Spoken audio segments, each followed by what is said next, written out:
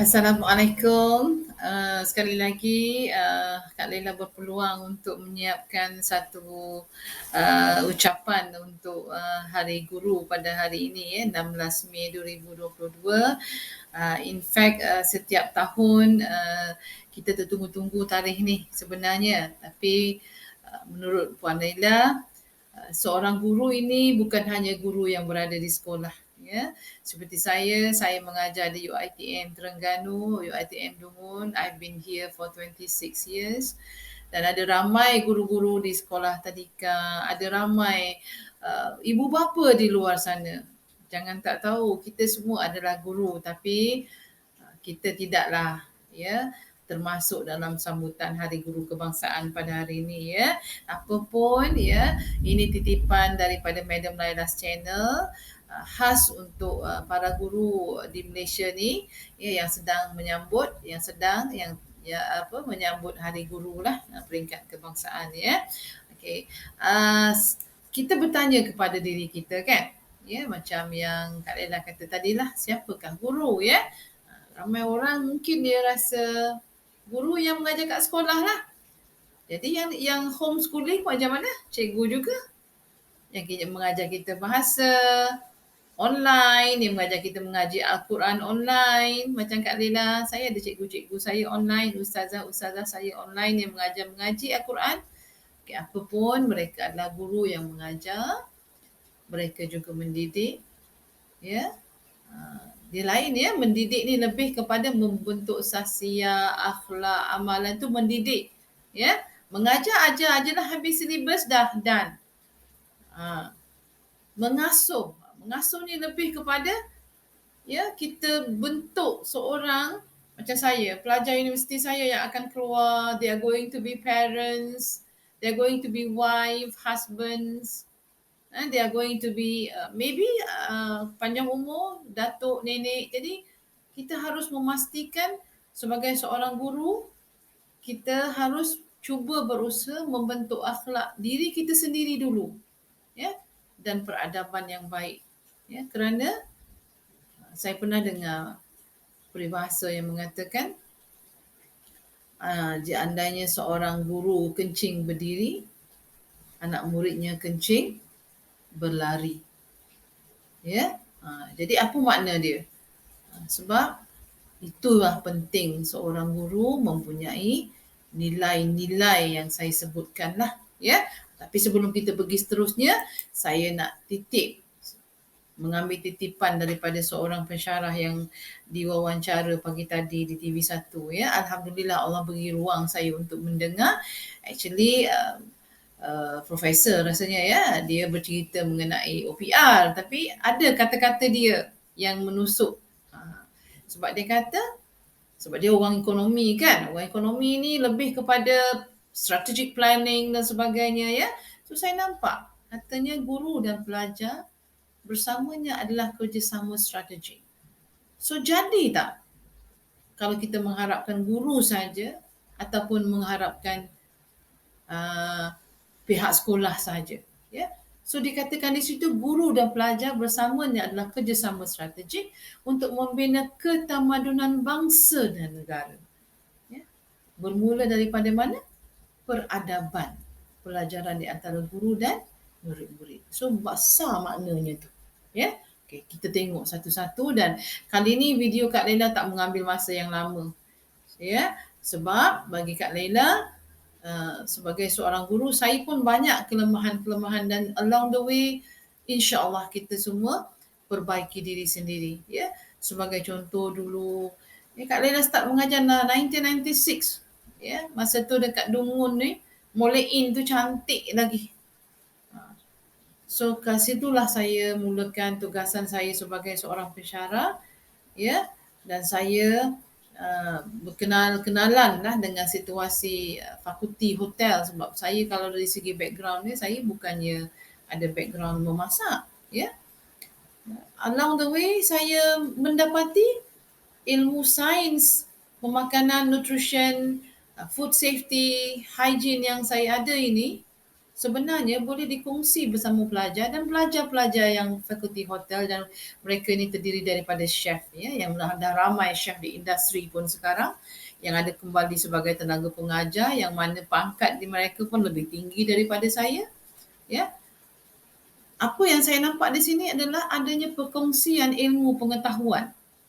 Murid-murid saya mengajar saya bagaimana cara memasak resepi-resepi yang menarik, ya, resepi-resepi yang memudahkan saya untuk melalui kehidupan sebagai seorang ibu dan isteri. Dan saya pada masa yang sama, saya juga mengajar mereka. So kita nampak ya, lagilah bila berlakunya ODL, online distance learning, one Madam Nolaila at the age of 51, I face problem with many kind of technologies lah, kind of technologies that is used for the online teaching. Alhamdulillah, student-student saya lah mengajar macam mana nak buat videonya, you know, macam mana nak editingnya dan sebagainya. Alhamdulillah. That's why saya kata, ya, dalam nota saya yang seterusnya ni, ya, yang seperti yang nak saya sampaikan kepada anda semua, antara sifat guru yang di bawah sekali itu, saya ambil kenapa terkeluar perkataan yang jangan merasa terancam oleh murid sendiri itu. Kadang-kadang refleks kepada diri Madam Nolaila. Pada waktu ketikanya saya terasa macam rendah diri sangat. Sebab seorang pelajar yang saya ajar 20 tahun lepas atau 15 tahun lepas kembali sebagai pensyarah menjadi kelik ataupun rakan sejawat saya dengan pangkat yang lebih tinggi dan balik dengan PhD. Tapi saya pernah buat PhD tapi gagal. Saya tak malu. Ya. My honest confession in front of you. Ya. Saya dulu pernah mungkin rasa terancam, tapi bila saya pandang di muhasabah diri saya balik, guru sepatutnya tak merasa terancam oleh murid sendiri. Saya takut ada kes-kes yang tertentu yang diceritakan kepada saya. Ini bukan nak marah kat cikgu-cikgu ni, bukan semua cikgu ya. Ada cikgu-cikgu yang kadang-kadang student tu nampak macam cerdik, banyak tanya, dia marah tanya. Terus tanya banyak-banyak sangat. Ada yang cikgu perempuan tengok murid dia cantiknya, budak perempuan tu. Kita manusia ni macam saya dah pernah cerita kan, muaz-mumah badan ni, sifat dengki tu macam orang ADHD macam saya, Puan Nolaila. Kita ni rasa dengki tu ada. Inborn, Mak Saleh kata. Jangan salahkan. Ya. Jangan salahkan diri sendiri macam saya. Kita cubalah berusaha, insya-Allah. Ya. Bila mana kita berjaya mengatasi perasaan itu, alhamdulillah. Okay, back to the story. Guru ni kita kena beriman tu yang susah sikit nak cakap tu. Ya, sebab Puan Nolaila sendiri sebagai seorang guru rasa malu nak mengaku beriman. Tapi alhamdulillah kita ada asas-asas kita. Kita perbaiki diri kita. Bermakna jadilah seorang guru yang taat kepada Allah. Sama-sama kita ajak anak murid kita. Jangan kita hari-hari pagi-pagi masuk kelas heboh nak habiskan syllabus je. Mistake yang saya dah pernah buat ya. I did a mistake. I taught my student since 1996. Only after 2010, I started my majlis dengan Al-Fatihah dan habiskan majlis dengan tasbih kifarah dan surah tasbih kafarah dan surah Al-As. Kenapa? Dan saya berkata dengan orang-orang para netizen kat luar sana, Madam Nolaila is at the age of 51 dalam usaha muhasabah diri. Saya tidak keberatan berkongsi pengalaman yang mengajar saya. Ya, bukan tujuan untuk memburukkan diri sendiri, buka aib. Ya, ada setengah mungkin ustaz yang pendapat tidak elok. Tapi if I did not make this kind of mistake, I believe if I don't speak it out to you, you will do the same. Bayangkan betapa ruginya Madam Nolaila 1996 started serving as a lecturer. 2010 saya balik dalam keadaan dah dapat anak istimewa 2 orang, autism ADHD, baru saya buat turning point. Baru cari Allah balik betul-betul. Sebelum tu bukan tak semayang. Semayang macam biasa. Tak adalah nak menangis-nangis, merintih-rintih. So, guru dalam kata sebenarnya, Kita ni diuji setiap hari, cikgu. Dengan masalah kewangan family kita, anak kita, murid kita dekat sekolah yang macam tu, macam-macam punya perangai, cikgu. Cuba-cubalah kita jadi orang yang betul-betul mengamalkan Islam, beriman. Saya menyuruh diri saya ni, cikgu. Ya, bukan cikgu kat luar sana, saya sendiri. Ya, tukar. Cari ilmu sebanyak mungkin. Yang pertama, akhlak kita. Tapi mengenai akhlak ni, saya minta maaf ya. Mana-mana bekas pelajar saya yang mendengar ucapan saya dalam untuk Hari Guru ni, Madam Laila mohon ampun dan maaf daripada anak-anak murid Madam, sebab Madam baru tahu Madam adalah adult ADHD. Sebelum ni, I had a tendency to be like, sorry to say, terlalu garang mungkin dalam kelas. Ya, 5 years memulakan karier saya pernah tutup pintu bila budak datang lambat. Ya, again, kadang-kadang yang ada masalah, ya, kita gunakan perkataan yang tak elok, macam menyindir. Nampak ya, nombor 6 saya tulis kat situ, gunakan bahasa yang baik. Ya, jangan menyindir, tegur baik-baik, sabar. Kenapa saya ambil kesempatan? Saya highlight balik semula channel Madam Laila ni lebih kepada nak mengajar masyarakat, bukan mengajar ya, menunjukkan dan bersama-sama untuk meningkatkan kesedaran mengenai dewasa ADHD, sebab saya adalah dewasa ADHD ya. Apabila kita dewasa ADHD, antara sifat yang kita tak ada ialah sabar, temper ya, kesian ya. So bagi Madam Laila, itu yang Madam nak ambil kesempatan kepada sesiapa yang mendengar. Kalau rasa Madam terlalu garang ataupun Madam tak fokus, kejap Madam cerita A, kejap Madam cerita B, lepas tu tak habis A yang masuk C. Ini adalah kelemahan kita, cikgu. Ya, kadang-kadang kita tak kenal diri kita, cikgu. Ya, kalau saya sendiri, saya kadang-kadang mungkin oleh kerana inattention ataupun tidak ada fokus kepada diri saya sendiri, kadang-kadang saya suka untuk menghabiskan ayat saya, cikgu. Ya, saya harap cikgu di luar sana yang ada perasaan, yang dah dengar Madam Laila's channel, rasa-rasa Kak Laila kita ni sama kot. Okay, sama-sama kita susun balik perkataan kita, nada kita, cara kita dealing with situations. Because student ni macam-macam, cikgu. Ada yang disuruh buat assignment, sangat rajin, belum habis waktu due date dia dah hantar. Ada juga cikgu yang sampai habis, cikgu. Wai Kelantan kata, pas sudah tak hantar assignment. Ada. Jadi kita jangan berputus asa, cikgu. Kerana kita adalah sebenarnya seorang da'i, cikgu. Da'i ni bukan mudah, dia kena baik, dia kena tunjuk contoh yang baik kepada anak-anak murid dia. Yang saya nampak sekarang adalah kita bukan hanya fokus kepada silibus. Bagi kita ujian adalah ujian yang kita berikan kepada anak-anak kita, anak didik kita di dalam kelas tu, sama ada mereka dapat A, B, C. Bukan itu, cikgu. Sebaliknya kita harus ajari anak-anak didik kita ni apakah erti kehidupan. Dengan zaman pandemik, mak bapak mereka mungkin dalam keadaan berpisah, masalah kewangan, ayah dibuang kerja, sama-samalah kita memahami, cikgu. Anak murid kita tanya khabar dia, cikgu. Awak dah makan? Hari ni makan apa? Dengan kita bertanya soalan-soalan remeh macam tu, saya rasa, cikgu, walaupun kita tak rasa nak tanya dengan ikhlas, kadang-kadang kita mulakan, cikgu, bertanya. InsyaAllah kita sentuh hati anak-anak pelajar didik, anak-anak didik kita. Kita rendahkan diri kita. InsyaAllah anak murid kita akan melihat kita sebagai seorang yang hebat. Ya.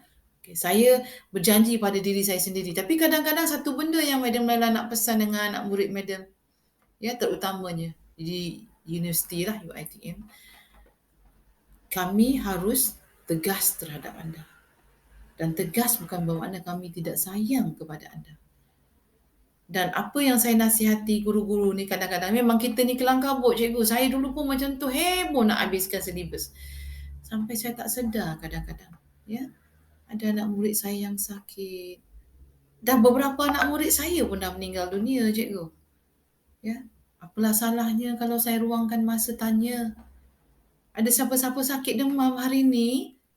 Jadi tujuan saya buat video untuk selamat Hari Guru pada hari ini 16 Mei 2022 adalah untuk muhasabah diri, memberitahu anda semua apa yang telah saya buat sebagai seorang guru pensyarah, dan juga slide seterusnya saya ingin menyusun 10 jari. Ya, ini ucapan khas saya untuk guru-guru di PPKI. Anak saya pernah bersekolah di sekolah kebangsaan Kuala Dungun. Kemudian mereka pergi bertukar ke sekolah kebangsaan Sura sebab saya dekat dengan rumah, ya. Kemudian saya masukkan kepada sekolah menengah kebangsaan Sura di Dungun. Saya memang ucap amat-amat terima kasih kerana bagi saya, bukan saya nak mengatakan guru di aliran perdana tidak mempunyai cabaran yang hebat. Hebat semua cikgu cabaran, tapi agak bertambah dari segi menghadapi anak-anak istimewa, ya. Macam anak saya Tajul Iman, terus terang saya katakan dengan meruntun jiwa saya, meruntun jiwa cikgu-cikgu, ya. Saya I really appreciate you teachers for being so patient, ya.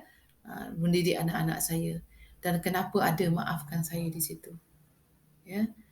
Sebagai seorang ibu, sebagai seorang yang diuji dengan ujian anak istimewa, cikgu dengar baik-baik, cikgu BPKI. Cikgu-cikgu sebenarnya adalah kami menguji cikgu-cikgu juga pada masa yang berkenaan. Contoh, ya, pernah satu ketika sewaktu suami saya berulang-alik daripada Kuala Terengganu, Dungun ke Terengganu, Kuala Terengganu, selama 5 tahun cikgu. Saat Tajul Iman keluar kelas dan tidak ada orang nak menjemput on time, ya. Saya mengalami masalah ketegangan yang sangat-sangat bersama dengan cikgu-cikgu di sekolah lama anak saya.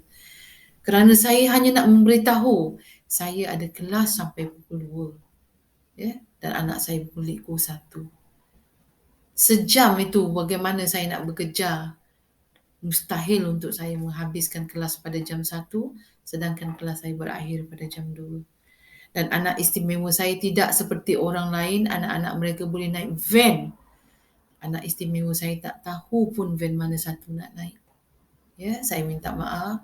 Dan kadang-kadang apabila saya tak sedar yang saya adalah adult ADHD, bahasa kesat yang saya gunakan melalui mesej kepada cikgu-cikgu adalah sangat-sangat merupakan dosa besar bagi saya. Ya. Jadi itulah cikgu, ya. Not just me myself, saya harap ibu bapa yang dengan ada anak istimewa seperti saya, kita tahu cikgu cukup pening dengan anak kami, ya. Tapi sama-samalah cikgu sedikit sebanyak mungkin ada rasa empati terhadap apa yang kami lalui, dan tidak ada yang dapat membayar cikgu jasa-jasa cikgu, ya. Itu sajalah yang saya dapat gambarkan. Hanya Allah saja yang memberi terbaik. Saya teringat pesan seorang ustaz pagi tadi, ya. Katanya, wahai guru, ya, setiap saat detik yang kita jalankan atau berjuang dalam jihad fi sabilillah kerana mencari ilmu, berkongsi ilmu, mengajar itu, dan berada di taman-taman syurga, di kelas kita itu sebenarnya adalah jihad fi sabilillah. Justru sabarlah kita dalam mendidik dan cubalah kita muhasabah diri kita dan perbaiki diri. Sebab anak-anak didik ni, mereka bukan hanya perlu melalui ujian yang kita siapkan soalannya, tetapi mereka ini bakal melalui ujian yang lebih besar, iaitu ujian hidup di luar sana. Jadi sama-sama kita siapkan anak-anak murid kita supaya mereka jadi, orang kata apa, macam sabut nyor lah cikgu, ya. Di mana dia akan dihilirkan, dia akan tumbuh dengan baik, insya-Allah, ya. Dan juga bagi saya tidak ada salahnya seorang guru memohon maaf sesekali dengan pelajar, kerana sesungguhnya ada kesilapan kita yang mungkin, ya, sedikit sebanyak boleh mempengaruhi masa depan pelajar-pelajar kita. Wabillahi taufik wal hidayah. Wassalamualaikum warahmatullahi taala. Terima kasih cikgu kerana sudi mendengar dan terima kasih kepada uh, nak kata peminat tidaklah, penyokong-penyokong Madam Laila's channel ya. Jangan lupa subscribe ya. Insya-Allah akan ada bahan yang lebih baik yang akan saya kongsikan bersama. Assalamualaikum.